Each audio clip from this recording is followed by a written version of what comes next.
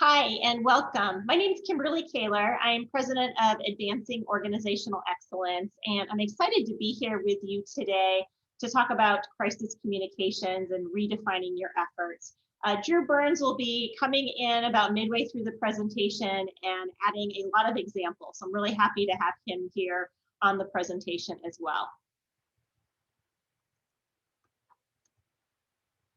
So I'm going to summarize everything we're going to talk about in one slide, everything that we're going to cover. In terms of crisis communications, and that's something that many of you probably have a lot of experience with, but maybe got a real crash course in the last year. Some of the key components of a good crisis effort are being transparent. And we're going to talk quite a bit about that and what that means in terms of a crisis. Communicating early and often is something that I wish I had $1 for every time I said it in the last year.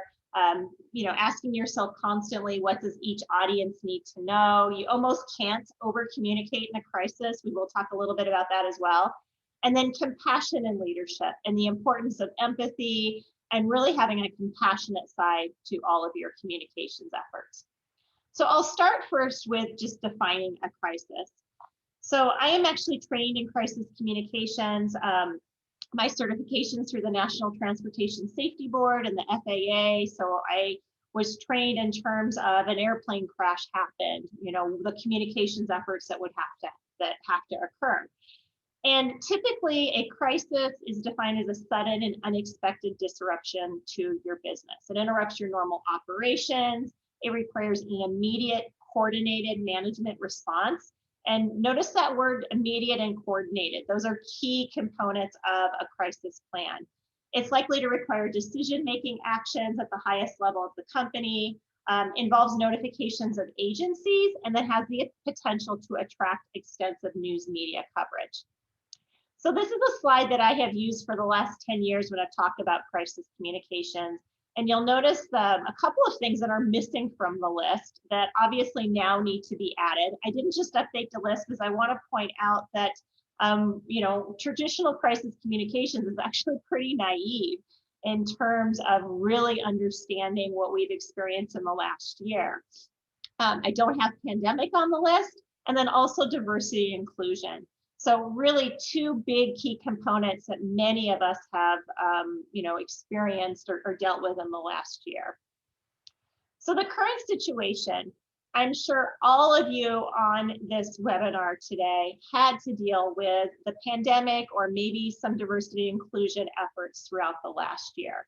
If you're fortunate to already have a PR or crisis plan, that's great. Hopefully you were able to put it into effect right away, maybe make some modifications, but really move forward with the plan. However, most that I have talked to did not have a crisis plan. So they built the efforts on the fly in March 2020, and they continue to just kind of move through without a plan. Most did an admirable job. However, everything was in a reaction mode. So a crisis would happen or, more information about the pandemic would come forward. And instead of operating from a plan, you were operating out of habit. And that's my key bullet at the bottom. A habit or a pattern is not a plan. If you're not actually operating from a plan, leading you through the stages, you may have felt a lot of decision fatigue. Maybe you were constantly having the same discussions, pulling the same people into a meeting, and not operating in any sort of systematic way. So your members and customers, what they wanted, and I find this very, very interesting. COVID obviously is something that our employees wanted a lot of communication about, as well as our members, since most on the call here are associations. But real key to know that, traditionally a lot of our efforts focus on communicating to our members. Traditionally, my efforts with crisis communications has been to limit negative effect with the media. And for most of us, the biggest communication effort has been actually with our employees. And then of course, customer line item here would really apply to members in our industry. So I'd ask all of you as you move forward through this session and as we continue to talk about it, what is your crisis plan? If you could take a look at the last 9 months, what lessons have you learned? And are you truly operating from a plan? And remember, continuing the cycle, grabbing the same people, okay, what do we do now, doesn't necessarily translate to a plan. I want you to take a really honest look at that and decide if you are operating from a plan or if you're operating out of habit. Proper communications crisis cycle is that preparation stage. A crisis breaks and you're able to immediately move into that initial response because you have those key messages already outlined. And obviously you can't identify all of the things you're going to include a message until you know what the actual crisis is. But maybe the key messages related to safety, key messages related to the impact you bring to the industry are there. And those things shouldn't change. From there, you are able to assess your response, look at resolution, evaluate and evolve, and then continue the cycle. So how do you assemble the plan, assuming you are working out a pattern at this point? Questions to consider regarding the logistics are really key. So what are the procedures for emergency crisis meetings?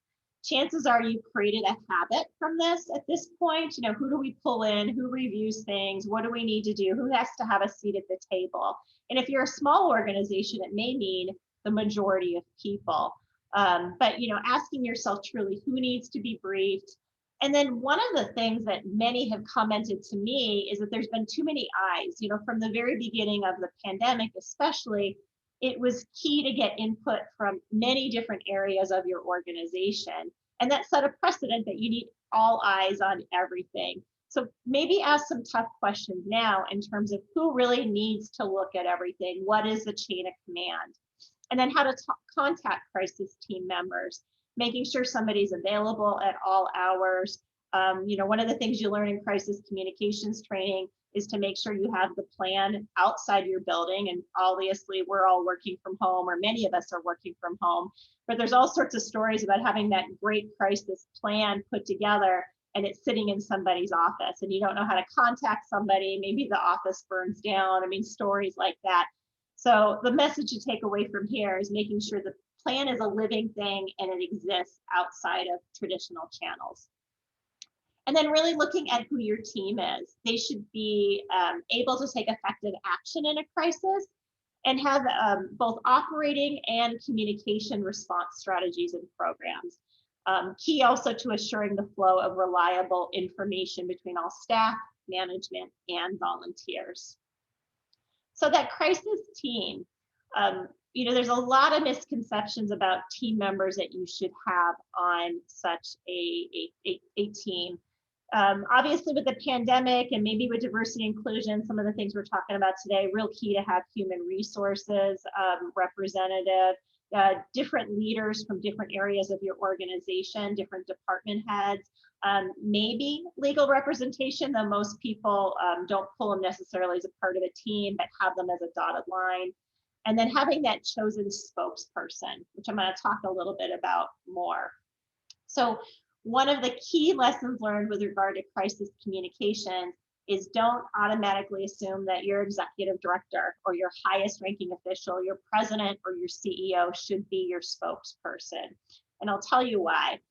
So if you look at, traditionally an on-camera media interview, in many cases, you'll have that next layer down, maybe that VP level, that's the one that's actually put in front of the camera. And the reason is because if that person says something wrong, or if that person says something that isn't taken well, it's really key to have your next layer up to be able to come in and correct, or maybe massage the message a little bit. So there really is a method to having that, a little bit of a hierarchy with things. So keep that in mind. Don't automatically assume that your highest ranking person should be your spokesperson. Also, another reason, and we learned this with the pandemic, it may be good to have two different voices for your organization. So one of the organizations that I have been helping craft messages through the pandemic actually took a dual approach. It's a very large nonprofit, and the executive director sent a lot of messages related that showed the compassion, the human side of the situation that we're in. While the HR director would also share messages, and these are two employees that I'm speaking of in terms of audience, And the HR director would come in and share the messages related to the nitty gritty. And that worked really, really well for this organization. It fit their culture. And then we were very deliberate in terms of when the message came from the executive director, when it came from HR, and people began to really, understand this information coming from this person. It's not to say that the HR director messages didn't have any empathy or compassion in them, but they really did serve as more as the nitty gritty. If the executive director would be covering logistics as well as compassion, it would be confusing, especially for this type of organization. So really clearly look at who a message should come from, not suggesting you have multiple different voices, but sometimes 2 or maybe even 3 would be appropriate. So the team, making sure that everybody is familiar with your organization's values, mission statement is really, really key. Consider who will be crafting the messages. I would imagine for many in the beginning, it was a team effort for things. But as you move forward, that's not sustainable. That's why we're all tired, right? It was a really long year, and especially if we're doing this complete recycle of, hey, there's another news information about COVID. We need to get something else out again. We assemble the team again. If you're able to actually move forward with it with more of a planned effort, maybe your senior communications team is empowered to actually put that information together and share it for review. So really clearly look at who should be crafting the message. And you also want to make sure there's some consistency there as well. So a very similar voice each time. Consider the assets that need to be created, background information. A lot of the information that we were delivering related to COVID especially came out pretty fast and furious. But if you look at other crisis scenarios in terms of information, backgrounders, content, et cetera, is really key. And then having some sort of media monitoring in place. Obviously that doesn't apply if we're talking here about sharing information with members or with employees. But if you have any sort of outreach to the general public, you want to make sure that you're monitoring what is being said. And that certainly does apply to social media. So determining your audiences, employees, media, customers. Again, traditionally crisis communications up until this year was mostly focused on mitigating media damage and media control. And this year that's completely changed in terms of who the audiences are in terms of key focus. And then establishing the existing communications channels you have with each of these. So the message, here's that: be transparent again, making sure you're sharing information. It's really key, even if you don't have all of the information, that you are sharing what you do know to the best of your ability. And that applies in all crisis situations. I've helped a lot of organizations with job site accidents. And in most cases, there's just a lot of information you don't have as that unfolds. But you need to, especially with the media, share what you do know. And it's perfectly okay to say, hey, we don't have that information yet. There's an investigation, but we're cooperating, and here's what I do know. Centralize your information, have all content in one area so it's easy to find, especially related to members, to employees, how you're handling COVID. Hopefully most of you have some sort of central repository, or maybe it's an area of your website. And then do not delete. This especially applies if you've got updates that are just continuing to go up. Keep that track record there so your members, your employees are able to see what you have posted. Unless for some reason there's an error, there's something that you need to change. It's really key to share those updates and keep that track record history. It creates trust and transparency. So how do we communicate? First and foremost, probably using your existing channels most. So in most cases, I'm guessing it's probably email for most of you. Maybe it's e-blast to your membership, emails to your employees. So now's not the time to necessarily try a new channel. It's not to say that some haven't. Some have integrated video into their efforts more, but in terms of how you distribute it, it's probably key to use your existing channels. And then what you communicate. In addition to the key messages, look at what's already loaded. So one of the first things we did with the organizations we were working with back last March is looking at what content had already been preloaded for social media. what content had already been scheduled and programmed, maybe for an e-blast campaign or even, print advertising, and clearly look at, does that need to be changed? Does it need to be altered in any way? We got the question quite a bit, should we keep marketing? Yes, the answer is yes, keep marketing, but should you soften the message or maybe alter the message a little bit? Yes. Don't change your message in terms of who you are and what you do and what your key messages are. But for the most part, at least last March, April, May, June timeframe, we followed an approach of not being celebratory in nature. It didn't seem like the time to be, balloons and fanfare of things. It really was important to, be a little bit more factual and then also compassionate about things. And then establish expectations. One of the key rules of crisis communications is telling your audience when and how often you're going to communicate.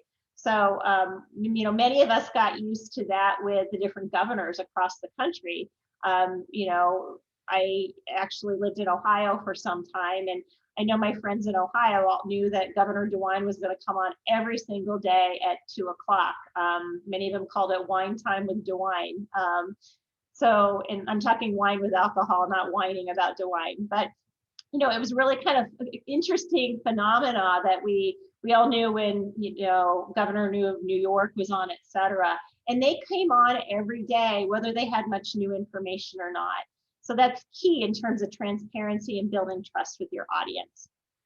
So crafting a response, while you can't script everything that you would say in a crisis situation at this point, again, if you're operating from a plan, it's key to have some of those key statements already plugged in.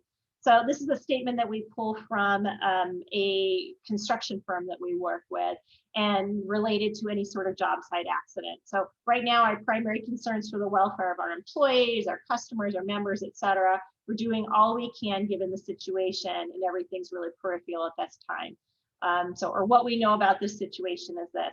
So having some of these key statements already prepared will really help in your communications efforts and actually helping your team move forward with, getting information out in a very timely manner. Crafting a response is also important not to speculate. And this is really key because so often, we're used to having answers. Our members come to us and they're expecting us to have answers. We tell people come to us, we have answers. So it can be very hard not to have them. So a lot of times, well-intended conversations go awry, especially with the media, maybe, on camera situations when we tend to speculate things. So make sure that you are only sourcing the facts, you're only commenting on what you know. Obviously related to COVID, in the beginning, it was real key to make sure that we were understanding HIPAA and ADA regulations as well in terms of information we were sharing. And then it's real key to say, if you don't know, you don't know. Real key. And, if you're especially dealing with the media, be really careful about saying no comment in any situation. That typically helps. Most people will then think, hey, guilty. That's just where our mind goes as human nature. But, saying I don't know, or hey, I don't know the answer to that question. I need to check with our financial team to get an answer to that, but I'll be sure to get back to you, is great. People understand you don't have all of the details. And that's fine even with your employees and with your members, which is, we don't know yet if we're going to have our meeting this year in person. But this is what we're talking about. We look forward to hearing from you. And as soon as we know, we'll be sure to let you know. So this is probably a pretty silly example at this point, but I like it because it's pretty clear from the very beginning, the importance of actually communicating in a very clear and distinct way. So looking at this, practice social distancing. We all know what that means, but back in March, we didn't necessarily know what that means. So being more clear, stay at home, use keywords, use very clear, specific, concrete examples. So in terms of lessons learned, and Drew is actually going to give you some great examples of what happened with his organization through his leadership. But one of the things that my organization learned, and we do association management and marketing consulting, and we helped about 30 different organizations thus far through the pandemic, is that one size does not fit all. So even though I've had a lot of experience with crisis communications and a lot of experience in training related to it, I saw firsthand during this last year that it was more important than ever that whatever your efforts were needed to match your unique culture. And a key footnote to that is now is not the time to change your culture. I did have a organization that came to us, and it was a time where they wanted to try out a new set of values, a new set of, kind of a new branding effort related to the organization. And we talked them out of it, but now it's just not the time to, try anything new related to something that may seem out of place with your culture. So lessons learned, how the message has evolved, do we keep marketing? Yes, but with a tailored message. And then making sure, again, going back to those key messages, which you can do a little bit easier if you have a plan in place, is addressing what those market concerns are. Here's a couple of examples of what some of our clients did in terms of keeping marketing, keeping their outreach efforts. A lot of it had to do with content development and then repackaging things. So can you tailor your existing content to COVID messaging? Your video, simple productions, and we've all learned the importance of doing video in the last year, webinars, being on camera a little bit more. It's how we're gathering, obviously, here today. But they can be simple productions. They don't have to be big, slick video productions. Obviously, you don't want anything that's shaky or unprofessional, but using and integrating video into your marketing efforts is key. Don't let the medium hinder the message. So again, trying new things out, whether it's blogs or maybe it's podcasts, reusing what you have whenever possible, and then giving creative freedom to others to bring in new ideas. Key way to build your team in terms of how you should be communicating, especially with your membership. So a couple of examples I wanted to share here in terms of being a resource. Again, all of us being in the association world, we, one of our hallmarks, and chances are maybe even one of your core values or one of the things that you preach or as part of your mission, is that you were a resource to your industry. And a couple of these examples I thought really showcased the beauty of being a resource for your organization. So some of these e-newsletters were providing, monthly economic updates, not just the typical, hey, we've got this product for sale or we have this going on. Your employee tested positive for COVID. What do you do? Some other thoughts here, just real-time information, resources to help you navigate current challenges. So instead of just pumping out the same information you always pump out, can you really truly serve as a resource like we say that we are? And then being a fun resource. This is actually one of our clients, a construction company in Philadelphia. And in March, we scrapped the e-blast that we had all about their project updates. And we said, hey, if you're at home or you're home with your kids, here's a listing of all the awesome museums we have in the city of Philadelphia that you can actually do online training or a fun visit to the zoo, et cetera. So it really showed that Madison Concrete cared about the people that they were reaching out to. They weren't just pushing their information. There's no benefit to Madison for sharing this information. It's not their projects, et cetera, but they truly became a resource. And then I loved this example too. If you can see in the bottom right, events we're attending from home. So telling that your membership, hey, we're still learning. Hey, we're still exhibiting. Hey, we're still out there supporting you in the industry. This is where we're attending. Yes, it looks a little bit different. Maybe you can't stop by a booth in a traditional way, but we're still out there doing things. So with that, I am going to hand this over to Drew. Drew is the Executive Director of the Slag Cement Association and the Great Lakes Cement Promotion Council, and he is going to put all of this knowledge into practice. All right, thank you, Kimberly. Share my screen here with everyone.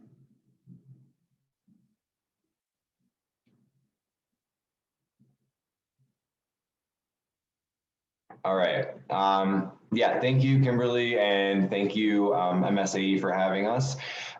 Like Kimberly said, my name is Drew Burns. I'm the Executive Director of the Slag Cement Association, or SCA, and the Great Lakes Cement Promotion Council. One of the first things we wanted to chat about, or I wanted to share my experience about, was how we responded to COVID. how the Slag Cement Association responded. First of all, this is a picture of a goat because I'm tired of seeing COVID spore graphics. So I thought I'd throw it in there for a little bit of a break from the ordinary here. But SCA, as I mentioned, is a trade association of cement producers. And the initial response to COVID-19 is it didn't affect our day-to-day at the very beginning of what was going down.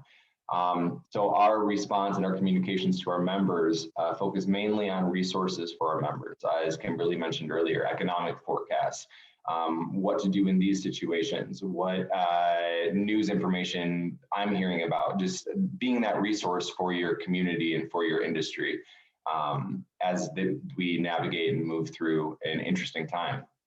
However, as time went on, factory shutdowns led to supply chain issues for our members.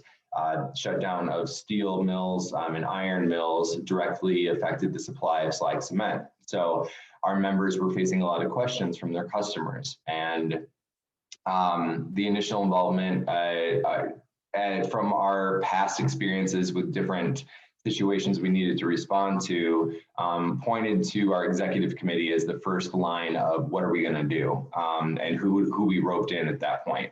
Myself, we're a relatively small association, so myself was involved with that, and then our board president and also the treasurer and secretary as well.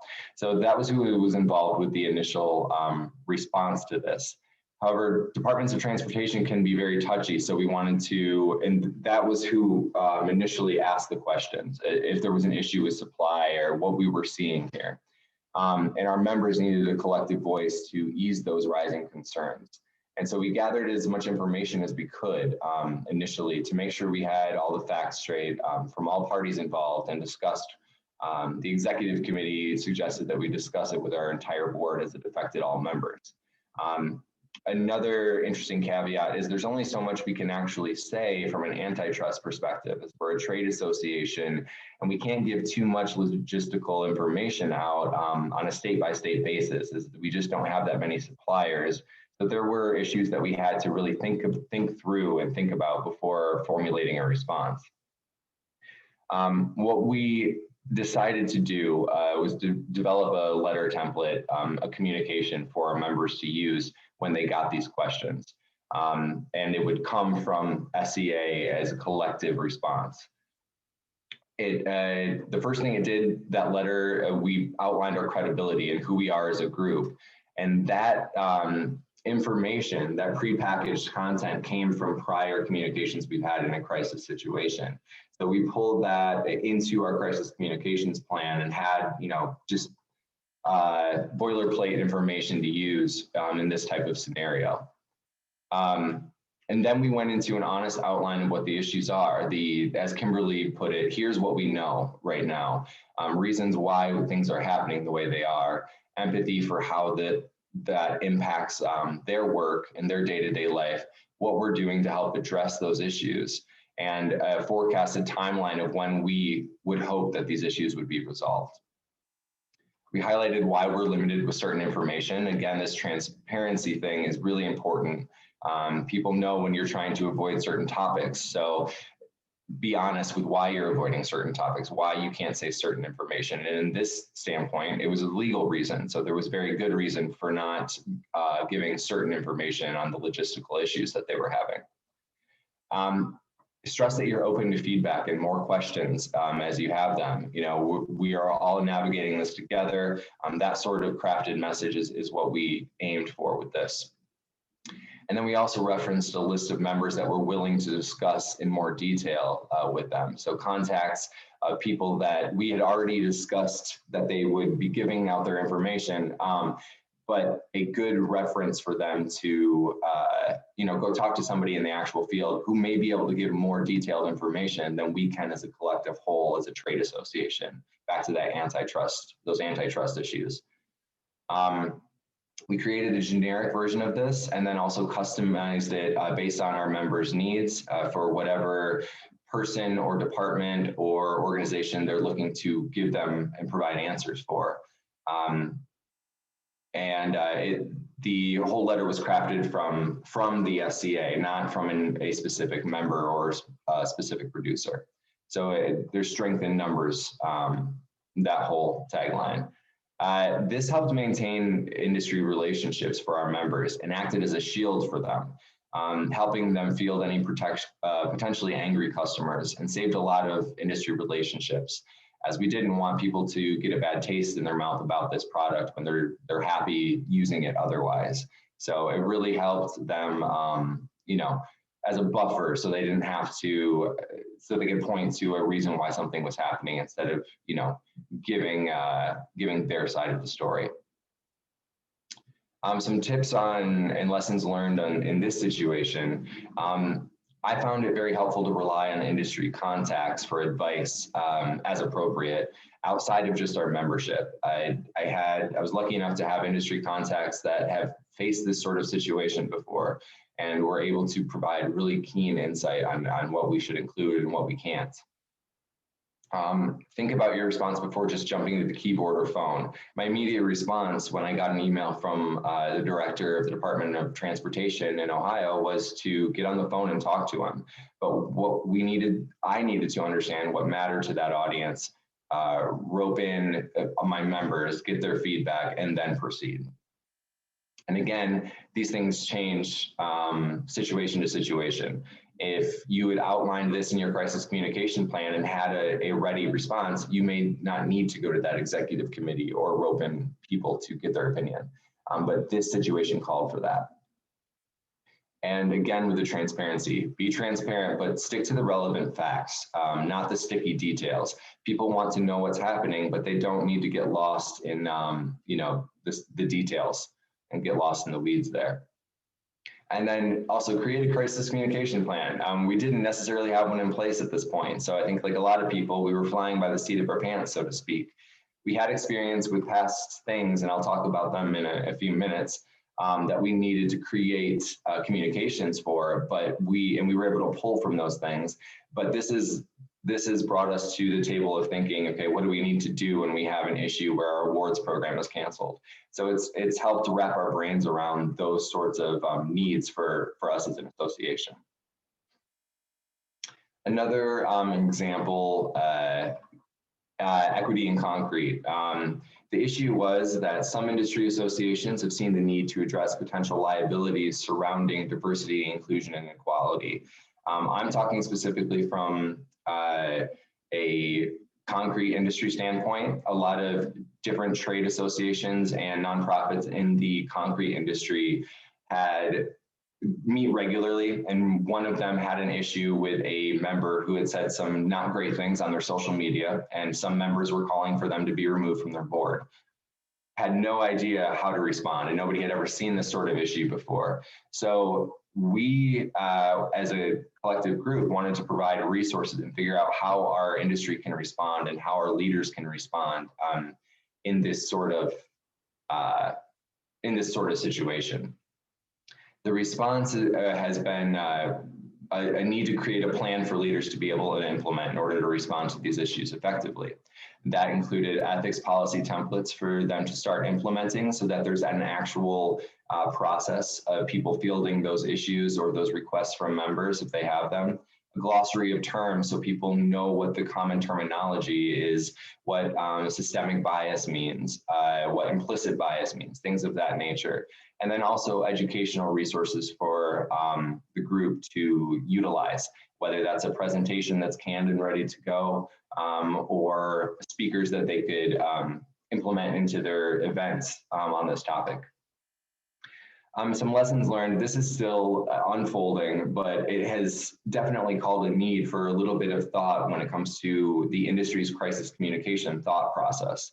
And it really helped us open our eyes to not letting lack of understanding of a situation keep us timid in actually implementing things and making sure that we're covered if anybody has questions on this sort of thing. And so we're still learning on this one. And my last example, we'll go back to slag cement. The issue was that there were several users that started using the product slag cement for the first time. We had done a pretty good job, if I do say so myself, of marketing. So there was a lot of new users, new customers, and people starting to use this product. Some of the projects saw concrete with unusual performance. Quick overview of concrete use. If you change something that's in the concrete mix, then you might have to change the way you use it. So the way you mix things, the amount of water you add. So when you add a new ingredient to the process, there might be things you need to change. So some people didn't take that into account and saw some unusual performance of the concrete. So automatically somebody gets blamed for the system failing or the system not performing the way it normally should. And it's easy to blame the materials because the engineers and the contractors and everybody involved in that process is sitting around the table trying to understand what's going on. And the materials people are kind of at the outskirts of that. So it's easy to point the finger at, the new product. But our members who produce the product had extensively researched this issue because they've seen it in the past and knew that it wasn't necessarily the product that was to blame here.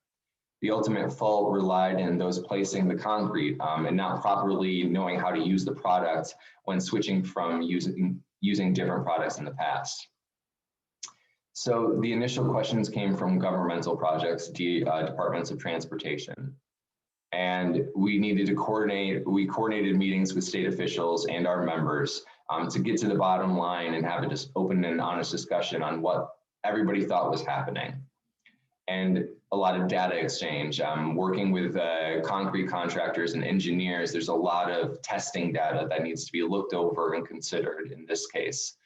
So there was a lot of just working with both groups to openly communicate in a way that wasn't pointing blame, of just getting down to the actual issue at hand. And we worked with these state officials and engineers and contractors to develop a training program on how to utilize the product in the best way. And we also provided our members with consistent messaging to use if they needed when approached about this issue, whether it was looking for resources and pointing people in the right direction to find this training program, or just messaging on why this happened, what usually is the culprit or reasoning for why something like this happens. It was important to us to never point blame. It's easy to offend people, especially in the construction industry. If you're pointing blame, they're the reason why something happened. We focused instead on creating quality and safe concrete and providing solutions. So that's where that empathy side of things comes into play. We're focused on providing solutions, not placing blame here. So we coupled all of this with regular follow-up and support when needed with these departments and these governmental entities.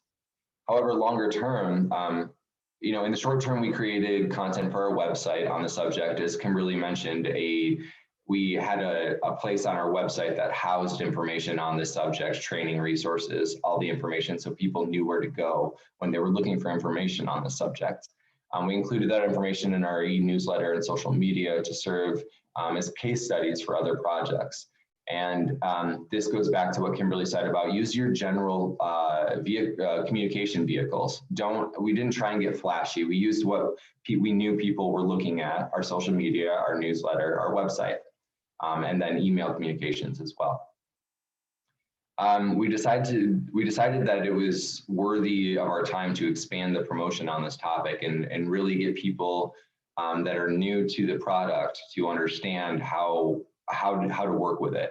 So we partnered with another association to produce a certification course on the topic for contractors using the product within this application. We've written multiple articles for magazines on the subject and had our members co-write those with us, and those were very, very successful for us too. And then also educational sessions and webinars. In fact, one of our webinars in our spring series this year is going to be on this topic, so we can have a recording of a good how-to on the subject matter. And this response, and it's an ongoing response, but it's helped prevent the same issue from happening in other states. And that's ultimately what we wanted to happen, is that people didn't have a this issue in other states when using the product. And if they did, we could point them to resources and case studies as to why we've seen it happen elsewhere. But yeah, keeping it from happening in other states and curbing a negative opinion on our members' products, because that's the last thing any of us want, is a negative opinion falling back on our members. So we took an issue and kind of turned it into a teaching moment, a learning opportunity for the industry. And those were the main examples I had, and I will turn it back over to Kimberly to wrap up. So nice segue, Drew, and thank you for bringing the things that we've talked about so far to life. So as a reminder to everybody, just to close this up, and then of course we will be taking questions, being transparent, acknowledging the challenges we have in crisis. If you look at those communications in the last year you've really trusted, it was those that admitted that these are challenging times and were really honest about what they knew and what they didn't know. Communicate early and often, even if it means you don't have all of the information, being upfront about what you don't know. You really can't over communicate in a crisis. I haven't seen any examples of somebody over communicating. With that said, make sure that everything that you have does truly have a message. It really clearly does have some reason to go out. And then showing compassion and leadership. Maybe one of the silver linings that will come out of the situation that we've all encountered in the last year is a little bit more empathy, a little bit more compassion, hopefully more awareness in all that we do and all that we're sharing. It's okay to let people know that you care about them, care about your members, care about your people. So with that, we're going to go ahead and open it up to questions. This is my information and Drew's information. I know that both of us would be happy to take any questions, after this session. So feel free to go ahead and grab a picture of this or write our information down. And with that, we'll turn it back over to MSAE. Thank you very much.